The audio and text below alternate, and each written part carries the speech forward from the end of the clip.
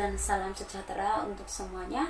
Semoga dalam keadaan sehat walafiat dan berbahagia selalu. Semoga berkah barokah rezekinya. Amin amin Allahumma amin. Oke teman-teman, dalam kesempatan kali ini saya ingin membagikan pengalaman saya atau pengalaman pahit saya pada saat bekerja di Singapura, yaitu tentang ciri majikan yang tidak baik versi saya. Semoga menjadi pelajaran bagi teman-teman semua, bisa menjadi gambaran bagi calon TKW Singapura. Jadi di sini untuk majikan yang tidak baik ini adalah kebalikannya ciri majikan yang baik. Jadi pada saat interview kita seharusnya itu sudah tahu ciri majikan ini baik atau tidaknya ya teman-teman. Jadi teman-teman itu bisa mempertimbangkan dan jangan buru-buru untuk memilih job. Nanti seperti saya dulu pada saat saya menerima majikan yang tidak baik ini, memang dalam pikiran saya ini yang penting saya bisa cepat berangkat, mendapatkan job, dan saya bisa cepat bekerja, itu aja. Saya tidak berpikir yang negatif seolah-olah baik gitu saja. Tidak ada pikiran saya ini tidak baik itu tidak ada. Tapi kenyataannya saya menerima perlakuan yang tidak baik. Nah untuk yang pertama, yaitu ciri majikan yang tidak baik ini akan memberikan pertanyaan pada saat interview ini muter-muter teman-teman, jadi mulek banget seperti itu, akan mempersulit kita dalam menjawab. Contohnya pada saat kamu kerja apa, terus what do you do in Singapore, apa yang kamu kerjakan pada saat bekerja di Singapura. Ini mereka akan bertanya dan bertanya gitu teman-teman. Contohnya saya menjawab take care of children, dia akan bertanya lagi how you take care the children, seperti itu. Apalagi dalam bahasanya pun itu tidak lembut teman-teman. Jadi seumpama majikannya baik itu tanya what do you do in Singapore, itu kan halus ya. Kalau majikan, ciri majikan yang tidak baik ini tidak akan bertanya what do you do in Singapore, seakan seperti itu. Terus how you take care the children, itu cepat gitu loh teman. Apalagi dalam bahasanya itu sangat berbeda sekali. Jadi kalau kita itu sudah pengalaman, sudah bisa membedakan, itu jangan diambil jobnya kalau teman-teman pada saat interview menemui calon majikan yang seperti ini. Dan calon majikan yang tidak baik ini yang pernah saya terima, itu mereka akan menginterview sendiri tanpa agensi. Jadi dia ini ke agen minta langsung dipertemukan dengan kita melalui call atau telepon via WhatsApp, itu dia akan banyak sekali pertanyaan di situ ya teman-teman. Nah jika teman-teman menemukan calon majikan yang seperti ini langsung jangan diterima saja ya teman-teman, karena ini akan membuat kita sengsara juga di sana dan akan menyusahkan diri kita sendiri.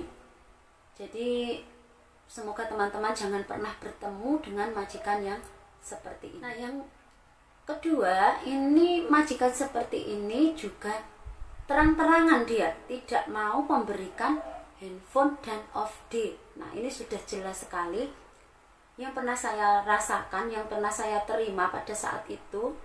Tepatnya itu di tahun 2016 ya teman-teman, saya menemui calon majikan seperti ini, dan saya sudah masuk di kandang singa ini selama sekitar 5 bulan. Saya tidak tahan lagi ya teman-teman pada saat itu. Jadi jangan mau jika teman-teman itu pada saat interview majikan itu langsung tidak memberikan off day dan handphone. Ini sangat menyengsarakan diri kita sendiri. Nah selain itu, majikan yang tidak baik ini juga akan selalu curiga pada kita teman-teman. Jadi pada saat saya di sana itu saya tidak boleh keluar rumah, dan saya tidak boleh berbicara dengan orang lain. Kemudian pada saat mereka itu keluar, saya akan dikunci dari luar. Saya tidak dikasih kunci. Jadi saya tidak bisa apa-apa di sini. Sedangkan work permit, paspor itu akan diminta semuanya. Nah, pada saat kita datang, ini barang kita itu digusur semua teman-teman, dicek semuanya. Nah itu yang pernah saya temui, ini di majikan saya yang ke berapa ya, ini yang kedua pada saat itu. Saya tidak tahan cuma 5 bulan saja pada saat itu. Jadi pengalaman saya sangat pahit sekali. Semoga teman-teman jangan pernah menemui yang seperti ini ya. Selain itu, majikan yang seperti ini yang pernah saya, ciri-ciri seperti ini yang pernah saya rasakan ya teman-teman. Pada saat saya sudah berada di rumah majikan ini, saya sering dipukul, saya sering dimaki-maki, saya sering dimarahi, itu tanpa kejelasan kesalahan yang pasti. Bahkan ini anaknya ini juga tidak baik sama sekali. Pada saat itu dia itu sudah berusia 7 tahunan kalau nggak salah itu teman-teman ya. Dia itu ini teman-teman sangat tidak baik juga, karena mungkin juga pengaruh dari orang tuanya juga. Dia sangat kasar juga pada saya, bahkan saya itu sering diludahi. Terkadang saya itu juga dikencingi juga teman-teman oleh anaknya ini. Jadi memang kalau majikan ini sudah tidak baik, otomatis dia itu akan menular ke semua anggota keluarganya. Ini jangan pernah untuk diterima untuk majikan yang mempunyai ciri-ciri seperti ini. Nah pada saat itu ya teman-teman, ini pengalaman saya. Semoga teman-teman itu jangan sampai merasakan yang seperti saya. Handphone saya disita, terus uang saku saya yang dari Indonesia ini pun disita, permit, paspor, semua diambil. Jadi pada saat itu karena saya sudah nggak tahan, karena sudah untuk ketiga kalinya waktu itu saya dipukul. Jadi memang ada bekas luka di kepala dan punggung saya ini, karena pada saat itu saya dipukul dan saya dihantamkan ke tembok juga pada saat itu. Dan pada saat kejadian ini CCTV ini dimatikan semua. Jadi nggak ada bukti dia itu, karena CCTV itu dimatikan dan setiap sudut itu ada CCTV-nya, bahkan di depan pun itu ada CCTV-nya. Tapi pada saat kejadian mereka mematikan CCTV-nya, jadi saya nggak ada bukti. Nah pada saat kejadian juga pintu itu dikunci, saya tidak bisa lari. Nah saat ada kesempatan, saat itu saya pagi-pagi saya menyetrika baju dan saya lihat dia itu belum bangun. Nah sedangkan teman saya di situ kan ada 2 ya, rekan kerja saya. Tapi ada di video sebelumnya itu saya bahas, karena dia itu mulutnya juga tidak baik, padahal sama-sama orang Indonesia. Dia itu baru datang mencari muka seperti itu, menjelek-jelekan saya, dan majikan saya ini termakan oleh dia. Nah itu jadi dia itu tidak baik kepada saya. Nah setelah saya ada kesempatan ini, saya lari teman-teman, saya kabur. Dan itu pengalaman saya yang jangan sampai saya ulang lagi. Saya lari karena saya sudah nggak tahan. Ini saya waktu itu ada bengkak-bengkak seperti itu juga, masih ada bekasnya pada saat itu. Tapi bodohnya saya tidak lari ke KBRI atau ke MOM, karena dalam pikiran saya mencari pembelaan ke agensi, karena saya masih ingin bekerja, saya tidak ingin dipulangkan ke Indonesia. Akan tetapi pada kenyataannya agensi ini tidak mau membela kita teman-teman. Jadi meskipun kita itu ada bukti, meskipun kita itu benar-benar tidak bersalah, agensi ini sama sekali tidak membela kita. Dia cuma dia menyalahkan kita, ya itu yang terjadi. Jadi memang kalau ada masalah memang seperti ini rumitnya. Kalau kita seandainya udah tidak ada lagi jalan keluar seperti ini, kita lebih baik larinya itu ke MOM. Ini yang paling tepat kalau menurut cerita teman-teman saya. Kalau ke KBRI juga ini prosesnya panjang.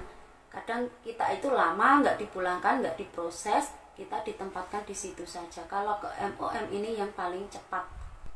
Nah pada saat itu saya setelah sampai di agensi, ini saya dipulangkan pada esoknya. Saat itu juga saya dipesankan tiket untuk pulang ke Indonesia, karena majikan itu tidak mau melepas saya. Intinya agar saya itu tidak bisa lagi bekerja di sana.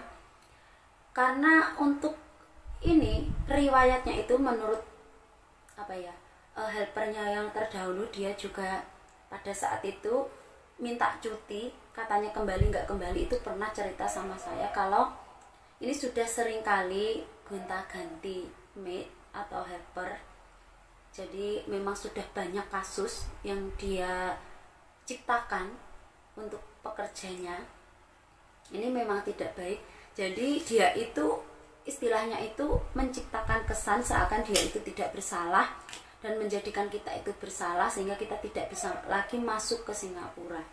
Jadi saya langsung dipulangkan. Tapi karena saya ini tidak ada bukti atau melakukan tindak kejahatan di sana, jadi cuma cancel permit aja. Itu paspor saya juga tidak kena blacklist karena saya tidak melakukan kejahatan.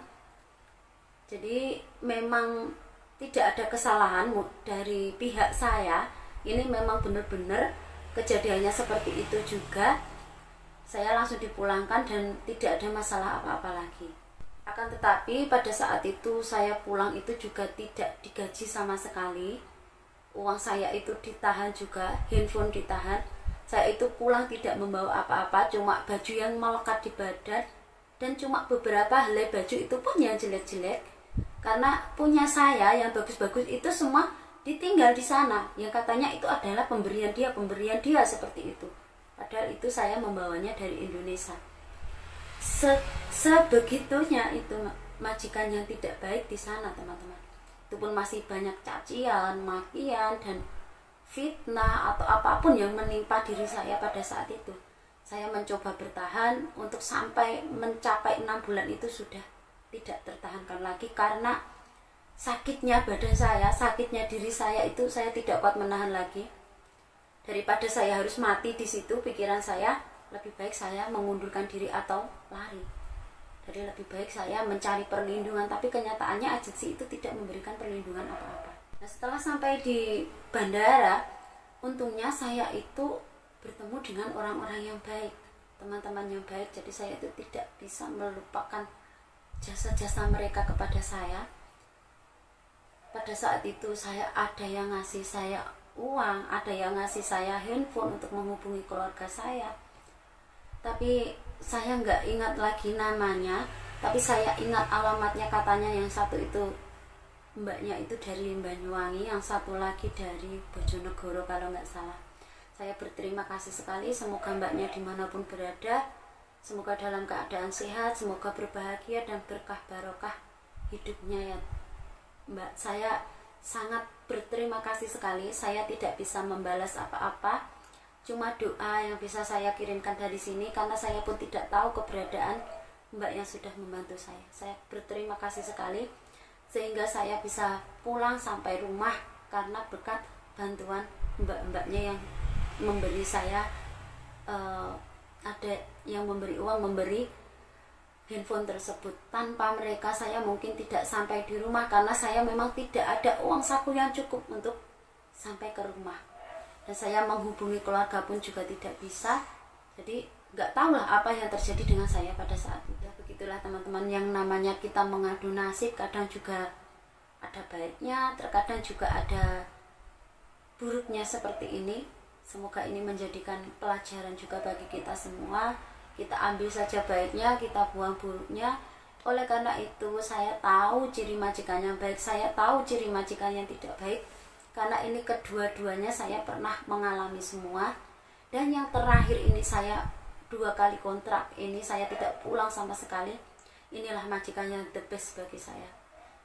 They are is the good employer. Sangat-sangat dan bagaikan malaikat bagi saya. Pada saat saya sakit, beliau itu merawat saya dengan baik. Dia tidak pernah memotong gaji saya, apapun kesalahan yang saya lakukan. Saya merusakkan sesuatu, memecahkan sesuatu, tidak pernah memotong gaji saya. Saya tidak akan pernah melupakan itu. Semoga beliau yang sudah baik kepada saya cuma bisa membalas dengan doa dan harapan saya. Semoga berkah selalu hidupnya dan good bless for him. Thank you. Ya, begitulah teman-teman, itulah kisah pilu dan pahit saya selama bekerja di Singapura. Semoga mbaknya dan mungkin my employer bisa menonton video saya ini yang terbaik lah bagi mereka yang sudah berbuat baik untuk saya. Thank you so much, itu aja, dan semoga Tuhan memberkahi hidup kalian semua. Amin amin Allahumma amin. Oke teman-teman, sekian dulu dari saya. Jika ada kesalahan saya berbicara, saya mohon maaf yang sebesar-besarnya. Sampai jumpa lagi di next video selanjutnya. Wassalamualaikum warahmatullahi wabarakatuh. Bye bye. See you next time.